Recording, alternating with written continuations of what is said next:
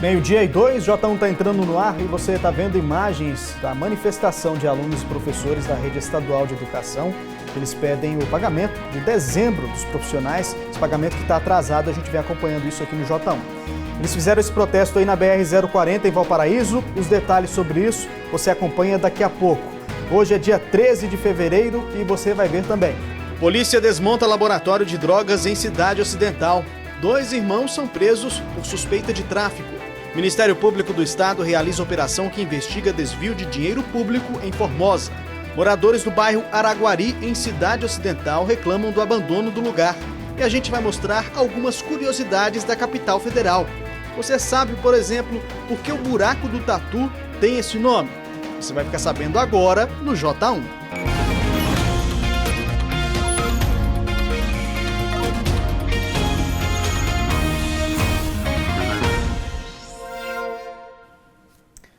Ótima tarde para você.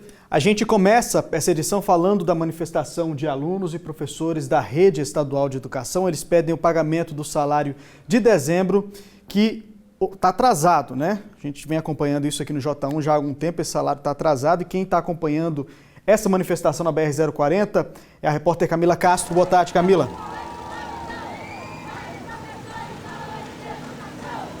Isso mesmo, Anderson, boa tarde para você, boa tarde a todos. Desde cedo, professores e alunos estão aqui às margens da BR-040 manifestando.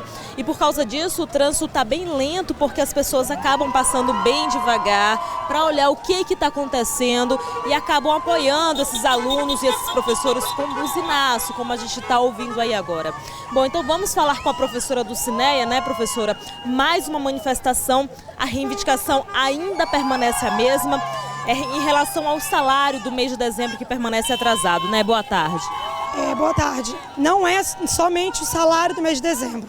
Agora a reorganização das escolas no sentido de voltar à modulação dos coordenadores, da inclusão como era antes, não reduzindo carga horária e nem salários. Tem também o salário de dezembro, porém essa questão da reorganização das escolas é muito importante. E também o pagamento dos aposentados, que nem quem recebe até 13.500 não recebeu até hoje. Tá? Então tem outros quesitos que a educação está aqui hoje brigando por ela. Dezembro, pagamento, seguramos até aqui. E podemos até segurar mais, um vai ajudando o outro. Agora, a reorganização das escolas, não temos condição de receber alunos hoje nas escolas por falta de coordenador. Ou seja, com certeza são muitas reivindicações, né? Eu converso agora com o professor Gilson. Professor, lembrando que já teve uma reunião em Goiânia, o governador fez diversas promessas, mas até agora nada, né? Boa tarde. Boa tarde. Até agora nada. O grande problema, como a minha colega falou, não é só a questão de dezembro. A questão de dezembro a gente vem levando, vem tentando com muita dificuldade. A questão é que o governo inviabilizou o trabalho na escola. Coordenador, antigamente, ele trabalhava os 5 dias, 6 horas. E, à tarde, ele complementava a sua carga dando aula.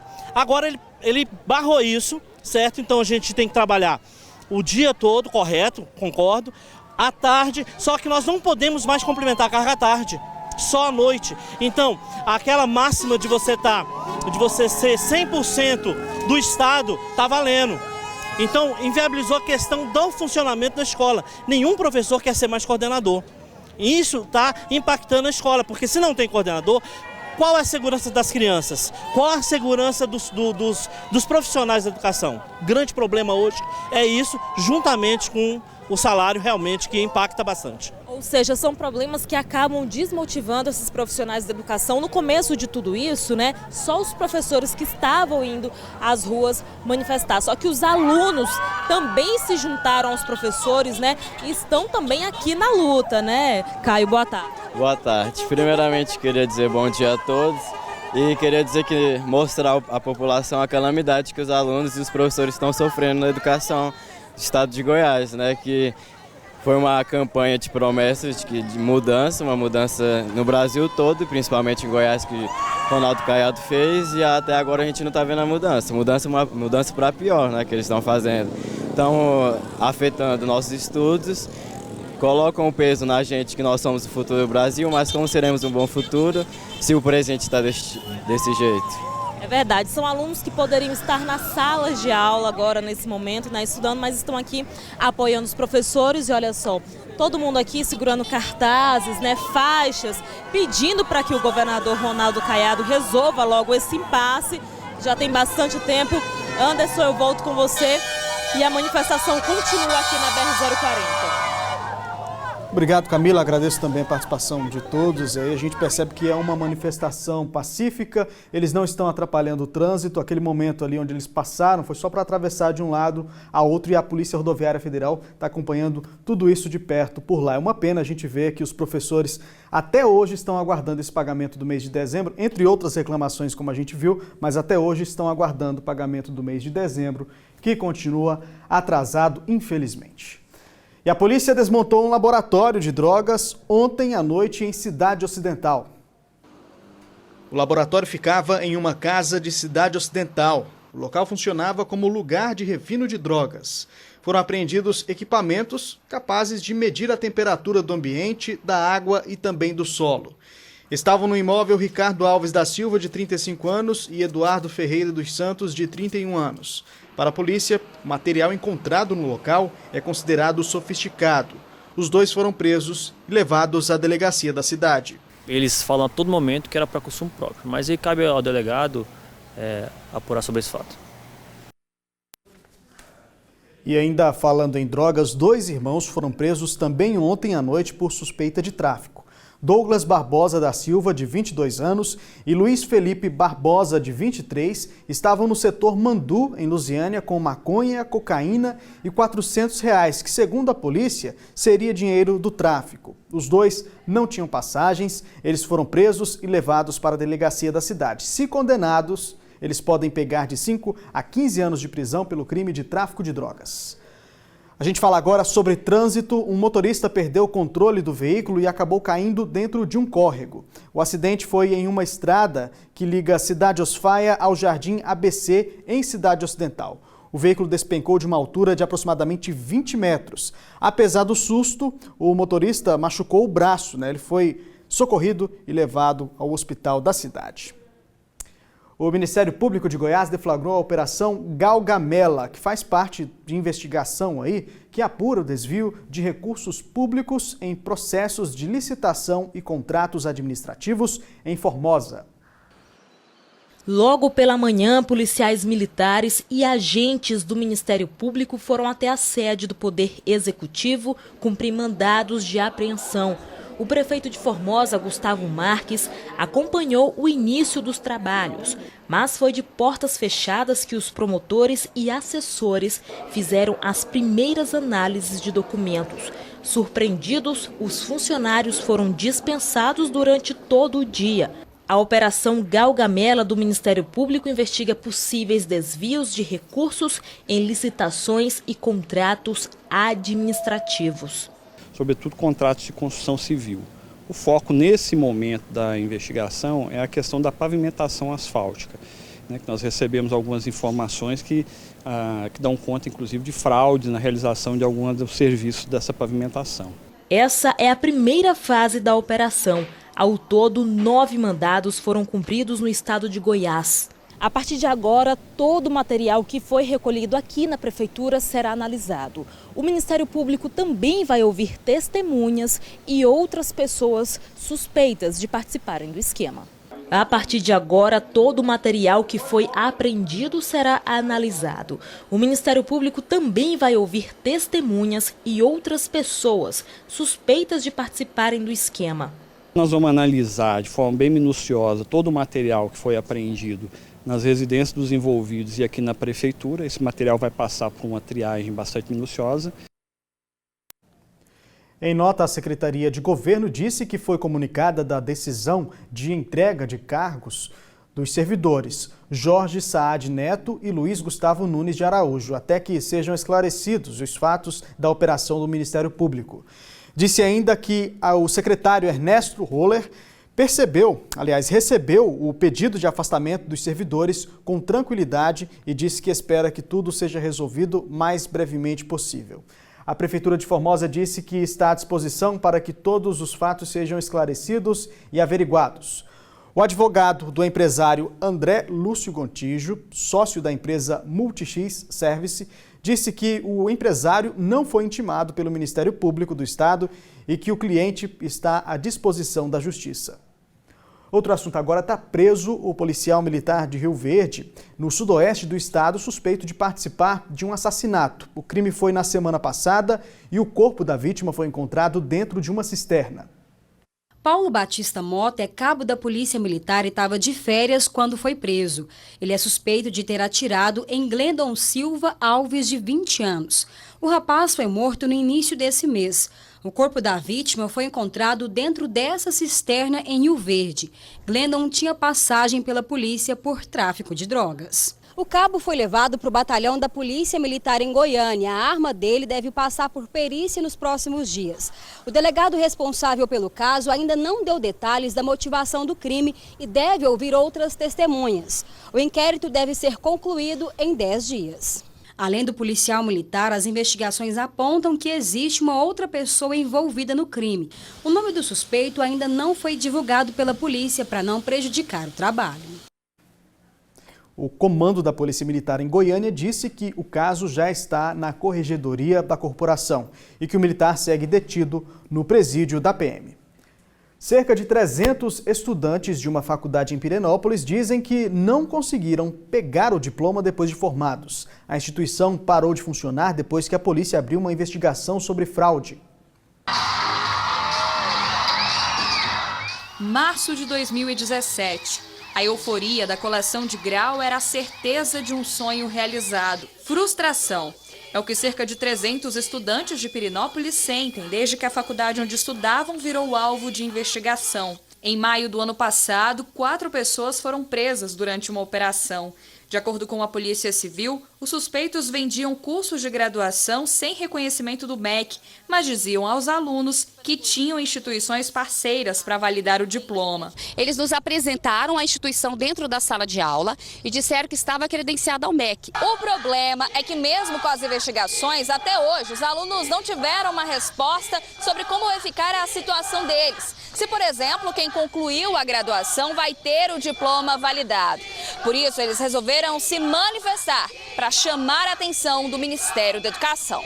Alunos dos cursos de Administração, Pedagogia, Ciências Contábeis, Psicologia e Educação Física juntaram documentos e fotos que provam a participação nas atividades da faculdade. Fizemos trabalho, fizemos TCC, fizemos todo o trâmite necessário para a gente pegar nosso diploma.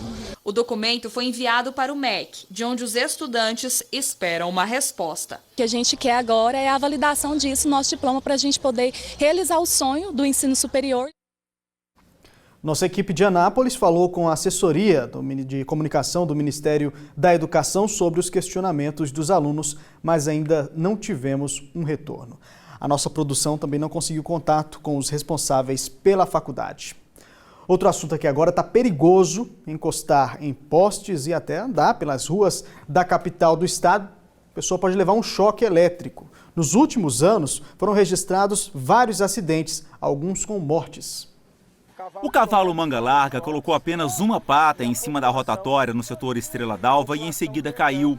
O Lúcio, que conduziu o animal, estava voltando de uma cavalgada e demorou a entender o que estava acontecendo. A ferradura dele bateu uma mão na outra assim com o choque puxando. Tentava voltar, mas não conseguia. Aí, o choque foi puxando ele por causa da ferradura. Só depois de receber a descarga elétrica nas pernas e sentir o choque na fivela do cinto é que conseguiu pular. O Corpo de Bombeiros isolou a área depois do acidente, ao descobrir que o fio subterrâneo que vem do poste de energia estava com parte exposta. A Prefeitura de Goiânia disse que já mandou arrumar e que o poste foi danificado por ação de vândalos.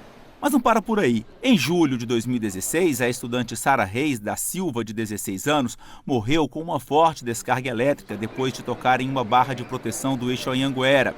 Segundo testemunhas, ela ia atravessar de um lado para o outro da avenida na região do Jardim Novo Mundo. Ela caiu no momento em que segurou na barra de metal do guarda-reio e em um poste de iluminação. No começo deste ano, um menino de 8 anos de idade sofreu uma queimadura na mão ao levar choque em um poste do Centro Cultural Oscar Niemeyer. Segundo a família, ele estava andando de skate quando se apoiou na estrutura de iluminação e ficou grudado, recebendo a descarga elétrica. Situação perigosa, né? E como evitar esses acidentes? As instalações em locais públicos estão velhas ou mal feitas? Nós estamos recebendo aqui no estúdio o Marlon Dias, ele que é engenheiro elétrico, é pós-graduado também em engenharia de energia elétrica. Marlon, muito obrigado por ter vindo, boa tarde para você. Eu que agradeço, boa tarde, Anderson, boa tarde a todos. Antes de começar a entrevista, eu deixo aqui aberto o nosso WhatsApp para você que quer tirar alguma dúvida sobre isso, é só mandar uma pergunta para a gente pelo 98442-4000. Ô Marlon, vamos começar falando sobre a questão das instalações elétricas, né? É possível só de primeira vista, assim, você olhar em algum lugar e perceber que aquilo ali está com algum problema em relação à questão elétrica da casa, a instalação elétrica? Sim. Vamos falar bem rapidamente sobre a energia, para o leigo entender de maneira simples e prática. A energia elétrica, basicamente, ela está procurando entrar no solo, certo? Ela quer entrar no solo. Para ela penetrar no solo, ela depende do material condutor. Na inexistência desse material condutor, que daí vem a importância dos condutores de proteção elétrica, que são chamados aterramentos, certo? Então, na inexistência disso, o ser humano, a pessoa que ao tocar nesse cabo exposto, quando está energizado, ele vai fazer essa condução para o solo. Porque o corpo ele é basicamente composto de água e sódio, né? Que é um bom condutor de energia elétrica. Daí acontece, né, o choque elétrico. A gente acabou de ver a reportagem, né, mostrando aí o último caso agora foi do cavalo, né, do animal que ele colocou, as testemunhas contaram, colocou a pata na rotatória, na calçada ali na terra e foi eletrocutado. O que pode ter acontecido nesse caso? É o que eu acabei de falar. Ali havia, né, provavelmente um condutor energizado, né, que estava exposto, né, e ele estava procurando o solo para descarregar. Quando fez esse contato com algo que estava diretamente no solo, em contato com o solo, né, houve que o choque ele entra por um ponto e sai pelo outro que está devidamente interligado ao solo. Então, isso aí houve a descarga elétrica, né, infelizmente acontecendo o acidente. Provavelmente foi isso que aconteceu por lá, né? Com certeza. Quais são os principais cuidados que as pessoas devem ter em relação aos choques elétricos? Os principais cuidados, assim, tem vários ambientes, né? Desde casa, né? Em casa, né? Como no trabalho, nos espaços públicos, nas áreas abertas, né? E também em relação às descargas atmosféricas. Então, assim, você estando em casa, evitar o contato, né, com algum equipamento que esteja ali visivelmente exposto. Então, assim, ver uma tomada que está aberta, evitar o contato, os quadros de energia, a questão de chuveiro elétrico, onde a pessoa acha que é simples fazer a troca de uma resistência, alguma coisa ali que tem que ser substituída. Não é tão simples assim. Tem que procurar um profissional adequado, né? Porque assim, ali está uma vida, né? Os cuidados mais básicos também a pessoa precisa ter também, em relação a, por exemplo, ligar algum aparelho, estar sempre calçado, tem isso também, né? Você tem que, assim, por que os profissionais procuram sempre estar isolados? Justamente para evitar isso. Então, assim, vai mexer em algo que contém energia elétrica, assim, você tem que ter a certeza que ele está desligado. Você tem que ir lá no quadro, ver visualmente que está aberto, né? O contato lá está aberto, o disjuntor está aberto, está o cabo tirado da tomada, né? E assim, você tem que ter certeza daquilo que você está fazendo. Não achar que está desligado, está desenergizado, não. Tem que ter certeza. Chegou uma pergunta aqui da Luciana do Jardim Gá, justamente sobre isso que o senhor está falando. Ó. Essa coisa de mexer no chuveiro. A pessoa pode morrer se fizer algo errado? Decidir mexer no chuveiro por conta própria, se tiver alguma coisa ligada, ela pode chegar a morrer por conta disso? Ah, com certeza, sim. Você vai... A mudança no chuveiro, né, da posição verão para outono, para inverno, né? Isso deve fazer ele desligado. Tá? Nessa passagem, né, na chave seletora, ali pode haver um curto-circuito com a água, porque a água é material condutor. Pessoa molhada decidir mexer com aquilo ligado, péssima ideia, né? A água caindo, então ali você um risco potencial grande de choque elétrico e vir a óbito. A gente tem casos já, vários, né, pessoas que morreram, né, fazendo esse tipo de coisa errada, né? Mais uma pergunta aqui do Marcos, do Mingoni 2. As crianças pequenas costumam passar a mão na frente da tomada. Isso pode dar choque? Mexendo na tomada, encostando? Não, mexer na tomada, encostar, fazer o contato, sim. Para a questão, você tem uma distância mínima ali, mas ela é muito pequena, né? Para você haver o choque, né? Então você é mais encostar. Daí vem a importância de você instalar os equipamentos, né, de proteção contra fuga de energia, né, que vai evitar os choques elétricos, né? Então assim, é muito importante você estar procurando fazer a instalação desses equipamentos. A gente falou na reportagem sobre os cuidados que as pessoas devem ter, mostrando os casos, na verdade, nas ruas, mas dentro de casa é fundamental ter todo esse cuidado também, né, Marlon? Com certeza, é fundamental, porque você está tratando de vida, né, Anderson? Então, assim, tudo que é relacionado à sua vida, à sua proteção, à sua segurança, é importante você estar fazendo a manutenção preventiva, né? Sempre estar observando as instalações, sempre estar observando questão de fiações postas, tomada, quadros, né, disjuntores. Às vezes acontece muito também de equipamento de aquecimento, tais como secador de cabelo, onde a pessoa às vezes pega um adesivo, tampa aquela gradinha de ventilação, ali você está comprometendo toda a vida do equipamento. Você vai evitar de ser refrigerado, vai aquecer e vai acontecer o acidente. Tá certo. Todo cuidado é pouco, né, Marlon? Todo cuidado é pouco, com certeza. Muito obrigado pela sua participação. Ótima tarde para você. Eu agradeço. Obrigado. Agora a gente vai para a primeira rodada de participações pelo nosso WhatsApp 984-42-4000. Olha só, tem a mensagem aqui da Cristina de Valparaíso. Ela disse que a escola que a filha dela está estudando está sem coordenador. Isso porque os professores estão sem o salário de dezembro. A gente acabou de ver isso aqui, né? Muita gente sem aula por conta disso. Ela disse que sente que as crianças estão sem segurança. Tem recado também do Alexandre, de Cidade Ocidental. Quero saber por que até agora não foram ligados os postes de luz instalados na entrada da cidade e na Praça da Bíblia. É outro problema que a gente mostra sempre aqui no J1 em relação à escuridão, breu que toma conta da entrada ali de Cidade Ocidental. Até hoje nada foi feito em relação a isso e a Prefeitura também não se posiciona em relação a esse problema. Ezequiel, do bairro Santa Fé, a Prefeitura precisa roçar o mato aqui, estamos abandonados. Outra reclamação que aparece bastante.